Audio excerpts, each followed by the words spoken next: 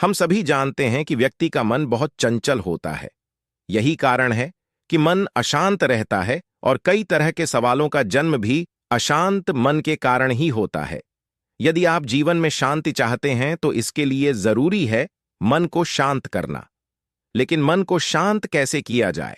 गौतम बुद्ध से जुड़ी इस कहानी के माध्यम से आप जान सकते हैं कि मन को शांत करने का क्या तरीका है। इसमें भगवान गौतम बुद्ध द्वारा मन को शांत करने के आयामों के बारे में बताया गया है। जानते हैं इस कहानी के बारे में जिससे आपका जीवन बदल जाएगा। मन को शांत करने की कहानी।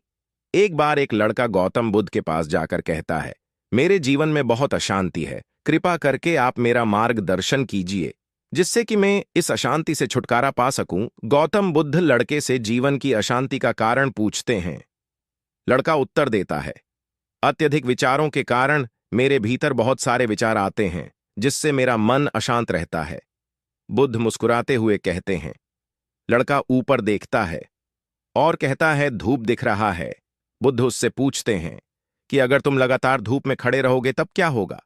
वह कहता है, मुझे अत्यधिक गर्मी लगेगी और शरीर में बेचैनी होगी। ऊपर आकाश की ओर देखो और बताओ कि तुम्हें सूर्य दिख रहा है। लड़का ऊपर देखता है और कहता है, धूप दिख रहा है। बुद्ध उससे पूछते हैं कि अगर तुम लगातार धूप में खड़े रहोगे तब क्या होगा? वह कहता है, मुझे अत्यधिक गर्मी लगेगी और शरीर में बेचैनी होगी। बुद्ध लड़के से कहते हैं कि अगर धूप में खड़े रहने से तुम्हें गर्मी लगती है तो इसमें दोष किसका है, सूर्य के ताप का या तुम्हारा? लड़का कुछ सोचने के बाद कहता है, इसका जवाब आप भी बताइए। बुद्ध कहते हैं, सूर्य का काम है ताप देना और ताप का काम है गर्मी लगना। ऐसे में तो दोष तुम्हारा ही है कि तुम धूप में जाकर खड़े हुए जिससे कि तुम्हें गर्मी लगी। तुम्हें अगर शीतलता चाहिए तो तुम्हें छांव में रहना होगा।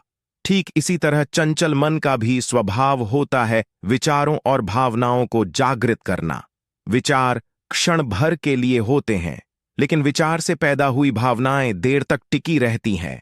लेकिन यह तुम्हें निर्णय लेना है कि तुम्हें विचार और भावनाओं के साथ चलना है या अलग दिशा बनानी है। कैसे करें मन को शांत? बुद्ध कहते हैं, मन को शांत करने के लिए तन के आयाम पर काम करना सबसे आसान तरीका है। शरीर के स्तर पर हमारी कर्मेंद्रियां और ज्ञानेंद्रियां हैं। कर्मेंद्रियां कर्म और ज्ञानेंद्रियां ध्यान से जुड़ी होती है। इससे हम अपनी संवेदनशीलता को बढ़ा सकते हैं, यानी हम जो भी काम करें उसे आनंद के साथ करें। मन के आयाम से हटकर तन के आयाम पर जाने से ही तुम्हारा चित्त शांत होगा। ऐसा करने से तुम मन के आयाम से हटकर शरीर के आयाम पर आ जाओगे, ठीक उसी तरह जैसे तुम धूप से हटकर छांव में आ सकते थे। मन के आयाम से हटने पर तुम्हारी जागरूकता तन पर आ जाएगी। जब तुम